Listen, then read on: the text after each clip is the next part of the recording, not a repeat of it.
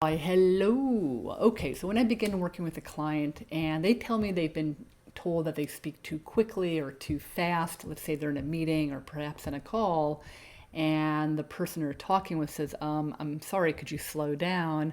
I always tell them you want to pay attention to, or really focus a little more on how the audience is processing the information, okay?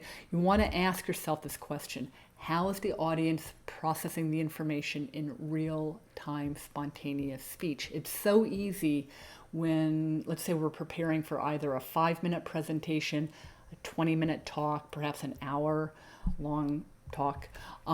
It's easy to recognize the audience in the beginning. Maybe you're a little nervous, and then eventually just start talking about the information and kind of forget about the audience. I mean, forgetting that they are processing what you're saying and you've thought about it a lot, but they have not. And even if they're really familiar with your topic, it's so easy just to forget that the reality is they're still paying attention to how you're progressing from one point to another. So this is really important, a really important part of the process of learning how to slow down if you've been told that you speak too quickly. And so the quick tip here is insert holds and pauses between chunks of information. This is something you can do when you're planning for a talk and also as you're delivering the talk. So let's talk a little about this: holds and pauses. A pause is a break. Okay, hold is a smaller break, and I'm going to kind of talk you through this in a minute. And then between chunks of information. So to understand this idea, chunks of information, you want to think about the fact that we speak an idea chunks. It doesn't matter what your language background is. We speak an idea chunks. Every language has its own signals or its own cues to help the audience or to help the listener to process the information with more ease. If we were to pay attention to every single word, and I think sometimes that's what people assume just by the way they speak, the audience would be so tired. And the reality is that we use the signals and the cues of a language to process the information in idea chunks. So the question is, well, what is a chunk of information? Okay, and here I've already divided it and I want to talk through this. So on Wednesdays, this is an idea chunk, right? It's about time. On Wednesdays, it's an idea chunk. You could also think of a chunk of information as being a grammatical unit. Here you have a preposition, on, the object of a preposition, Wednesdays, on Wednesdays. And then the comma is typically also dividing a chunk. Okay, so that's easy. Okay, punctuation. Okay, so here you'd have a hold. Next, I always record a video. One idea, I always record a video. I is the subject, V verb, record, O object, video. Okay, if you're speaking let's say in neutral speech where you're simply sharing the information, you're not trying to convince or to exaggerate or to really point the audience's attention to a specific point.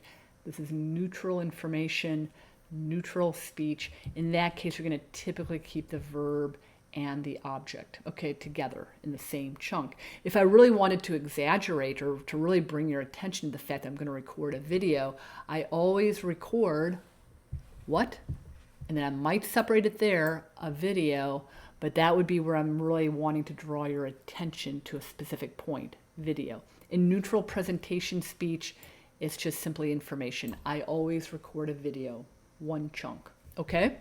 The next chunk, this video usually talks about some feature of the English sound system. So again, this video usually talks about some feature.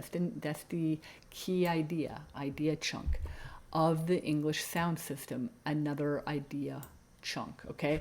Now here, possibly you might want to say this video and separate it here if you really want to highlight that. This video, meaning maybe I make a lot of videos.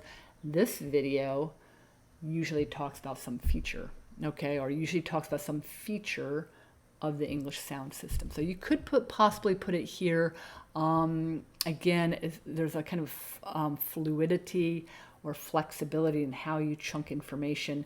Key thing to get is that as the speaker, you want to be intentional about where you're putting or how you're chunking the information, thinking in terms of how the audience is processing the information. Now, when we talk about inserting holds or pauses, this is what helps the audience to process the information with more ease. So to better understand, a hold, again, is a small pause. On Wednesdays, I always record a video, a little bit of a longer break.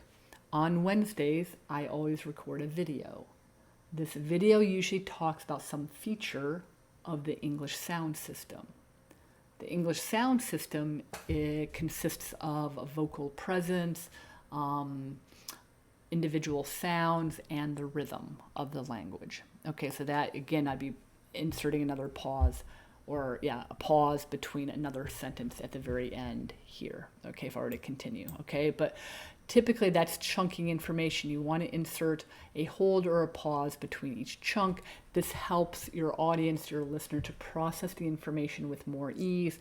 It might not feel natural, but just keep in mind that your audience is not only on the surface hearing your words, but they're actually processing the information. So it's really, really important to chunk it, to insert a hold or a pause if speed is an issue. Just kind of practice, and if you're preparing, I recommend marking it up and then practicing and listening to yourself, concentrating on these holds and pauses. Okay? All right. Thanks so much, and happy practicing. Bye-bye.